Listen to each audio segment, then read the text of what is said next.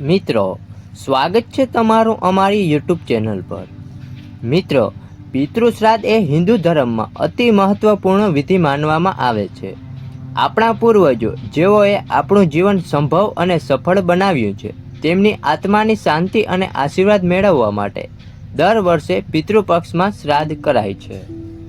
આ વિધિ માત્ર એક ધાર્મિક ક્રિયા નથી, પરંતુ પૂર્વજ પ્રત્યેની કૃતજ્ઞતા અને સન્માનનું પ્રતીક છે।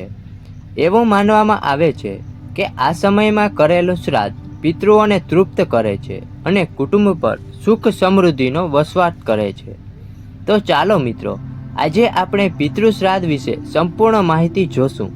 પણ તે પહેલાં જો મિત્રો તમે અમારી ચેનલ પર નવા છો તો ચેનલને સબસ્ક્રાઈબ કરો અને વિડીયો પસંદ આવે તો લાઇક શેર કરી કોમેન્ટ બોક્સમાં તમારો અભિપ્રાય અવશ્યથી જણાવજો। હાલમાં પિતૃપક્ષ ચાલી રહ્યો છે, તે પરિવારના પૂર્વજોને યાદ કરવાનો અને તેમના માટે ધૂપ અને ધ્યાન કરવાનો તહેવાર છે। પિતૃપક્ષ 21 સપ્ટેમ્બર સુધી ચાલશે। મૃત વ્યક્તિને પૂર્ણતિથિ પ્રમાણે શ્રાદ્ધ, પિંડદાન, તર્પણ કરવામાં આવે છે। સામાન્ય રીતે ફક્ત બાળકો જ તેમના માતા પિતા અને પરિવારના અન્ય પૂર્વજો માટે ધૂપ અને ધ્યાન ચડાવે છે, પરંતુ જો કોઈ મૃત વ્યક્તિને બાળકો ન હોય તો તેની પત્નીએ ધૂપ અને ધ્યાન અને તર્પણ કરવું જોઈએ।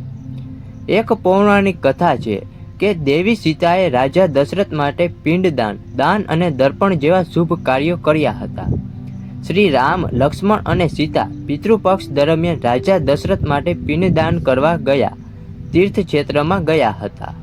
તે સમયે શ્રી રામ અને લક્ષ્મણ કોઈ કામ માટે ક્યાંક ગયા હતા। ત્યારે સીતા ફાલ્ગુ નદી કિનારે શ્રી રામ અને લક્ષ્મણની રાહ જોઈ રહી હતી। તે સમયે રાજા દશરથની આત્મા દેવી સીતા સમક્ષ હાજર થઈ અને કહ્યું કે તમે મારા માટે પિંડદાન કરો। પોતાના સસરાના આદેશનું પાલન કરીને દેવી સીતાએ રાજા દશરથ માટે પિંડદાન, તર્પણ વગેરે જેવા શુભ કાર્યો કર્યા। ફાલ્ગુ નદીના કિનારે તેમના પુત્રની પત્ની દ્વારા કરવામાં આવેલ પિંડદાનથી રાજા દશરથનો આત્મા સંતુષ્ટ થયો અને તેમણે સીતાને આશીર્વાદ આપ્યા। આ વાર્તા અનુસાર સ્ત્રીઓએ પણ પોતાના પરિવારના પૂર્વજો માટે ધૂપ ધ્યાન કરવું જોઈએ। જો કોઈ મૃત વ્યક્તિને કોઈ સંતાન ન હોય તો તેની પત્ની શ્રાદ્ધ કરી શકે છે। જો કોઈ મૃત વ્યક્તિને કોઈ સંતાન ન હોય તો તેની પત્નીએ પૂર્ણતિથિ પર પિંડદાન, શ્રાદ્ધ અને તર્પણ તેમજ દાન કરવું જોઈએ। પુત્રવધુ તેના મૃત સાસુ અને સસરા માટે પણ શ્રાદ્ધ વિધિ કરી શકે છે। જો કોઈ મૃત વ્યક્તિને કોઈ સંતાન ન હોય, પત્ની કે માતા પિતા ન હોય તો તેના પરિવારના અન્ય સભ્યો પિંડદાન, શ્રાદ્ધ અને તર્પણ કરી શકે છે। ઘરમાં જ શ્રાદ્ધ કરવાની સરળ વિધિમાં ઉપાય અને શ્રાદ્ધ કરવા માટે શ્રાદ્ધની તિથિએ સૂર્યોદય પહેલાં જાગી જવું। સાફ કપડાં પહેરીને પિતૃઓની તૃપ્તિ માટે શ્રાદ્ધ અને દાનનો સંકલ્પ લો। શ્રાદ્ધ પૂર્ણ થયા ત્યાં સુધી કશું જ ખાવું નહીં। દિવસના 8મા મુહૂર્ત એટલે કે કુતુબ કાળમાં શ્રાદ્ધ કરવું, જે 11:36 લઈ 12:24 સુધી હોય છે। દક્ષિણ દિશામાં મુખ રાખીને ડાબો પગ વાળીને ઘૂંટણને જમીન પર ટેકવી બેસી જવું। તાંબાના મોટા વાસણમાં જવ, તલ, ચોખા, ગાયનું કાચું દૂધ, ગંગાજળ, સફેદ ફૂલ અને પાણી લેવું। હાથમાં કુસા ઘાસ રાખો અને જમણા હાથમાં જળ લઈ અંગૂઠાથી તે વાસણમાં અર્પણ કરો। આ પ્રક્રિયા 11 વાર કરી અને પિતૃઓનું ધ્યાન કરો। પિતૃઓ માટે અગ્નિમાં ખીર અર્પણ કરો। તે પછી પંચબલી એટલે કે દેવતા, ગાય, કૂતરા, કાગડા અને કીડી માટે અલગથી ભોજન કાઢવું। બ્રાહ્મણ ભોજન કરાવો અને શ્રદ્ધા પ્રમાણે દક્ષિણા અને અન્ય વસ્તુઓનું દાન કરો। પિતૃપક્ષ 21 સપ્ટેમ્બર સુધી ચાલુ રહેશે। આ દિવસોમાં પરિવારના મૃત સભ્યોને યાદ કરવામાં આવે છે અને તેમના આત્માની શાંતિ માટે ધૂપ ધ્યાન કરવામાં આવે છે। એવું માનવામાં આવે છે કે પિતૃપક્ષના દિવસોમાં પિતૃદેવતા આપણા ઘરે આવે છે અને તેમના માટે ધૂપ ધ્યાન કરનારાઓને આશીર્વાદ આપે છે। પિતૃપક્ષ દરમિયાન પરિવારના બધા જાણીતા અને અજાણ્યા પૂર્વજો માટે ધૂપ અને ધ્યાન કરવું જોઈએ। શ્રાદ્ધ વિધિથી સંતુષ્ટ થઈને પિતૃદેવતાઓ તેમના ઘરે પિતૃલોકમાં પાછા ફરે છે। જ્યારે પિતૃ દેવતાઓ સંતુષ્ટ થાય છે ત્યારે તેઓ તેમના વંશજો પર આશીર્વાદ વસાવે છે।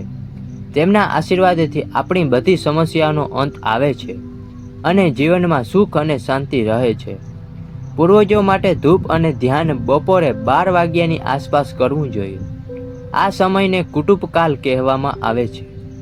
પૂર્વજોના નામે ધાર્મિક કાર્યો કરવા માટે આ સમય શ્રેષ્ઠ માનવામાં આવે છે. સવારે અને સાંજે દેવી દેવતાઓની પૂજા કરવી જોઈએ. જે લોકો પોતાના પૂર્વજો માટે ધૂપ ધ્યાન નથી ચડાવતા તેમના પૂર્વજો અસંતુષ્ટ અને દુઃખી રહે છે. દુઃખી પૂર્વજો પોતાના વંશજોને શાપ આપે છે. પૂર્વજોના શાપથી બચવા માટે વ્યક્તિએ પૂર્વજોનું સ્મરણ કરવું જોઈએ અને તેમના નામે ધૂપ ધ્યાન, પિંડદાન, તર્પણ અને દાન કરવું જોઈએ. જો પૂર્વજોની મૃત્યુ તારીખ ખબર ન હોય તો શું કરવું?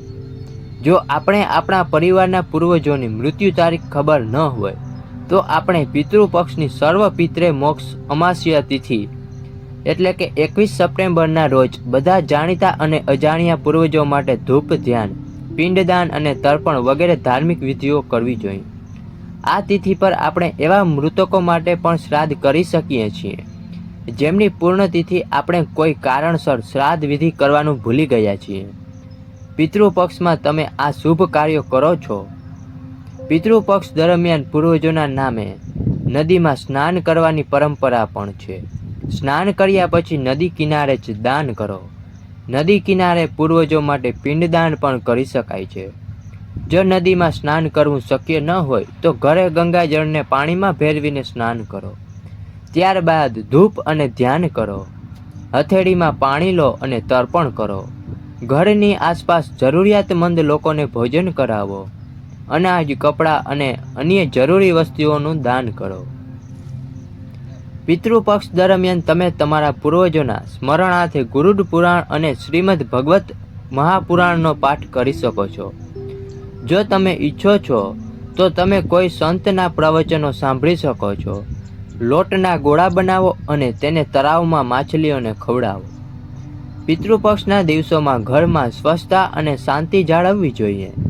એવું માનવામાં આવે છે કે જે ઘરમાં ગંદકી અને ઝઘડા હોય છે ત્યાં પૂર્વજોને સંતોષ મળતો નથી. આ દિવસોમાં ગુસ્સે ન થવું જોઈએ. માદક દ્રવ્યો કે માંસાહારી ખોરાક ન ખાવો. દરેક પ્રકારની અધાર્મિક પ્રવૃત્તિઓથી દૂર રહેવું જોઈએ. બીજાઓ માટે ખરાબ વિચાર ન રાખવા જોઈએ. કૂતરા, ગાય અને કાગડાને હેરાન ન કરવા જોઈએ. તેમના માટે ખોરાક અને પાણીની વ્યવસ્થા કરવાની ખાતરી કરો. જો તમે પૂર્વજો માટે ધૂપ ધ્યાન અને દાન કરી રહ્યા છો તો ભોજનમાં લસણ અને ડુંગળીનો ઉપયોગ કરવાનું ટાળો.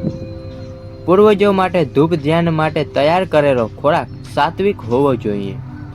પિતૃઓને જળ ચડાવતી વખતે પાણીમાં ગંગાજળ, દૂધ, જવ અને ચોખા પણ ભેળવવા જોઈએ. પિંડદાન માટે પિંડ બનાવતી વખતે ચોખા સાથે દૂધ અને તલનો ઉપયોગ કરો. પિતૃપક્ષ દરમિયાન દરરોજ સવારે વહેલા ઉઠવું જોઈએ. શ્રાદ્ધ કર્યા પછી વ્યક્તિએ પૂર્વજો પાસેથી જાણી જોઈને કે અજાણતા કરેલી ભૂલોની ક્ષમા માંગવી જોઈએ. દરરોજ સાંજે પૂર્વજોનું ધ્યાન કરતી વખતે ઘરની બહાર દક્ષિણ દિશામાં દીવો પ્રગટાવવો જોઈએ. ગુરુડ પુરાણ, શ્રાદ્ધ ચંદ્રિકા અને ઋગ્વેદમાં પિતૃઓની શ્રાદ્ધ પક્ષ દરમિયાન પોતાના સંતાનો તરફથી સૂક્ષ્મ ભોજન ગ્રહણ કરવાની વાતોનો ઉલ્લેખ છે. શ્રાદ્ધ પક્ષ દરમિયાન શાંતનુએ અંતરિક્ષમાંથી હાથ લંબાવી ભીષ્મ પિતા પાસે ભોજન માંગેલું. શ્રાદ્ધ પક્ષ દરમિયાન જે સંતાન શ્રદ્ધાપૂર્વક પિતૃતર્પણ કરે છે તેવા સંતાનની તમામ ઈચ્છા પિતૃઓ પૂર્ણ કરે છે. શ્રાદ્ધ પક્ષ દરમિયાન ઓમ સર્વ પિતૃ પ્રમ પ્રસન્ન ભવ મંત્રની એક માળા દીવો કરવી. શ્રાદ્ધ પક્ષમાં પિતૃઓને ખુશ કરવાની કુંડળીના તમામ પિતૃદોષ નાશ પામે છે અને કુટુંબમાં પ્રસન્નતા આવે છે. જો તમને આ માહિતી ઉપયોગી લાગી હોય તો આ વિડીયોને લાઈક કરવાનું ભૂલશો નહીં. તમારા મિત્રો અને પરિવાર સાથે શેર કરજો જેથી વધુ લોકો પિતૃશ્રાદ્ધનું મહત્ત્વ સમજી શકે.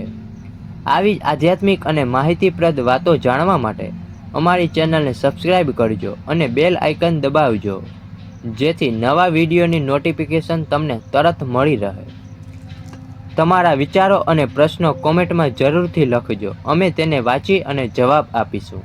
ધન્યવાદ.